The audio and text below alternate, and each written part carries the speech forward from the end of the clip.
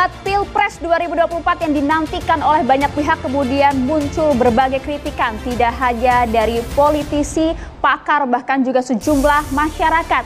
Mulai dari mengkritisi soal format, kemudian juga fungsi dari moderator maupun juga panelis. Kita ingin lihat sebenarnya ekspektasi dari sejumlah pakar dan juga tim pemenangan terkait dengan debat untuk menggali sejumlah gagasan dan juga seperti apa respon dari setiap capres maupun cawapres menanggapi berbagai pertanyaan isu-isu yang dilontarkan dalam setiap sesi debat. Kita akan bahas langsung di meja catatan demokrasi. Kita pun juga melibatkan mahasiswa dari Universitas Nasional.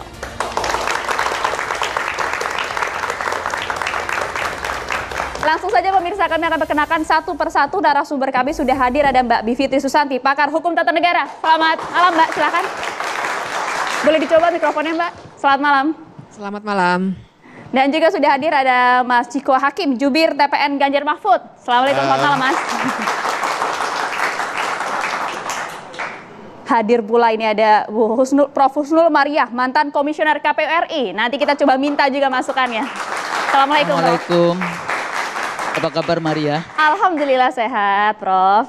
Sudah hadir juga ada Mas Edi Kurniawan, jubir Timnas Anies Muhaimin. Assalamualaikum. Ya, halo, terima kasih Mbak Maria, teman-teman. Sudah lama tidak muncul di catatan demokrasi, kita hadirkan malam hari ini di catatan demokrasi ada Bang Fadlizon, jubir TKN Prabowo Gibran. Assalamualaikum warahmatullahi wabarakatuh, selamat malam. Waalaikumsalam warahmatullahi wabarakatuh. Dan juga kami pun membawa panelis debat Cawapres 2024 kemarin yang sempat hadir pula dalam sesi debat Cawapres. Ada Bang Alamsyah Saragih. Selamat malam Bang. Selamat malam. Baiklah, pertama-tama saya ingin ke Bang Ciko terlebih dahulu. Bang Ciko, melihat ini sudah 2 kali debat Capres perdana dan juga debat Cawapres perdana kemarin. Tapi kritikan nampaknya tak henti-henti, termasuk juga dari tim Anda. Ada yang kemudian juga melihat ini nampaknya seperti cerdas cermat semata, debat ala-ala. Tapi kalau tim Ganjar Mahfud menilai seperti apa? Sejak awal memang kami sudah mengusulkan bahwa debat ini seharusnya dibikin sedinamis mungkin, sebebas mungkin, seseru mungkin yang diperbolehkan oleh undang-undang. Karena pada prinsipnya kami percaya bahwa ruh atau spirit dari diadakannya debat capres maupun cawapres bukan untuk adu jago atau ajang jago-jagoan dari capres maupun cawapres semata, tetapi yang utama adalah pemenuhan hak publik untuk mendapatkan haknya untuk dapat menilai capres melalui penyampaian visi, misi, gagasan maupun segala macam termasuk gestur, kestabilan emosi dan lain-lain. Ya. Jadi ini kesempatan untuk masyarakat untuk dapat menilai. Jadi itu harus diberikan kesempatan itu diberikan seluas-luasnya sehingga formatnya juga harus lebih bebas lagi. Bahkan kalau saya pikir capres maupun cawapres di debat itu boleh memotong pembicaraan di tengah-tengah gitu. Ketika dia merasa jawaban itu ngelantur kemana-mana atau bahkan moderator bisa menghentikan gitu, jangan dipotong dulu atau jadi moderator benar-benar jadi wasit yang berkualitas gitu. Oke, selama ini kalau Anda melihat fungsi moderator seperti apa? Fungsi moderator juga hanya mengikuti skrip aja dan tidak ada dia memotong atau gini. Contohnya saya bilang ketika soal SGIE misalnya. Ya. Seharusnya moderator juga bisa sebelum dilempar pertanyaan itu ke Gus Imin, seharusnya bisa mengatakan kalau boleh singkatannya diperpanjang lagi gitu.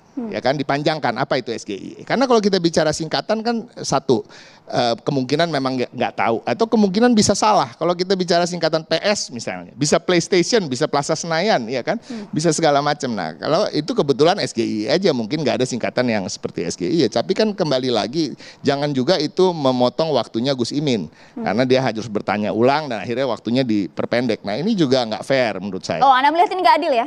Apa? Anda melihat ini nggak adil? Nggak adil. Jadi tapi kita harus akui memang Gibran masuk ke dalam pertarungan ini dengan keuntungan dia dianggap sebagai underdog, ya kan. Jadi penampilan dia kalau biasa-biasa aja dianggap dia bagus. Penampilan dia bagus sedikit dia dianggap bagus banget. Nah, saya melihat memang harus diacungi jempol bahwa trainer di bidang komunikasinya Gibran ini cukup berhasil. Jadi dia mendapatkan poin-poin dari situ dengan gayanya dia yang overconfident, kadang-kadang menjurus ke arogansi, tetapi ya jujur. Tetapi karena memang agak sulit untuk mengajarkan substansi yang begitu berat untuk seorang Gibran yang minim dalam pengalaman, minim dalam segala hal di kurikulum vitae-nya. Jadi yang diajarkan ditekankan ke Gibran ini untuk supaya luas dalam bertutur, dalam komunikasi dan seakan-akan menguasai panggung. Tapi dengan gaya-gaya yang agak ngenyek gitu. Seakan-akan, Bang. Seakan-akan. Karena kalau kita bicara substansi, kalau mau dibedah substansi, lebih dari separuh apa yang disampaikan Gibran itu salah. Satu, nggak ada kata-kata hilirisasi digital. Ya, hilirisasi digital itu kemudian setelah debat diperbaiki oleh Budiman Sujatmiko, saya lihat di berbagai media, oh maksud Gibran adalah perangkat komputer dan lain-lain. Loh, enggak, itu artinya hilirisasi industri manufaktur perangkat komputer, bukan hilirisasi digital. Karena enggak ada, term hilirisasi digital itu enggak ada di dunia. Yang kedua, ketika dia bicara soal I-Core yang seharusnya berbentuk nilai, bukan presentasi, ya kan? Nah, dan banyak hal lagi dia berbicara soal infrastruktur sosial yang dia bilang itu makan gratis. Itu jaring pengaman sosial. Infrastruktur sosial itu infrastruktur yang berbicara soal pendidikan, kesehatan dan lain-lain. Jadi banyak hal kalau kita mau bedah, mungkin hampir 70% apa yang disampaikan Gibran itu salah, tapi dia menyampaikannya dengan sangat percaya diri sehingga masyarakat yang awam menganggap itu yang benar. Nah, salah satu format yang itu skill kan, Bang? Boleh-boleh communication saja skill, yeah. which is okay, tapi kita harus jujur bahwa nomor satu kan substansi, ya kan, bukan hanya communication skill. Orang kalau jago bohong juga bisa dong jadi presiden atau wakil presiden, kan nggak gitu. Nah, yang terakhir lagi yang saya ingin katakan bahwa sikap perilaku Gibran yang arogan yang saya sampaikan tadi, bahwa dia sudah pernah ditegur untuk tidak menyemangati pendukungnya, dia ulangi lagi di situ. Itu kan gaya-gaya seperti ego anak presiden, lo mau apa, menegur gue lagi gitu. Nah, ini yang saya rasa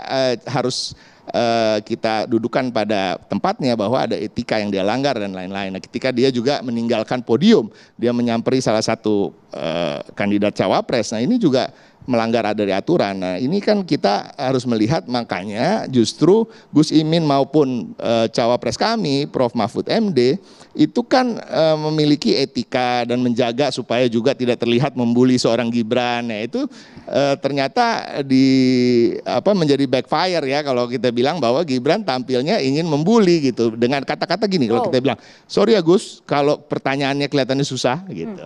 Terus Prof. Mahfud jangan diambang-ambang, gampang kok pertanyaannya kayak gitu-gitu ya. Tapi itu patut diacungi jempol lah, karena itu bisa menutupi kekurangan dia dalam substansi.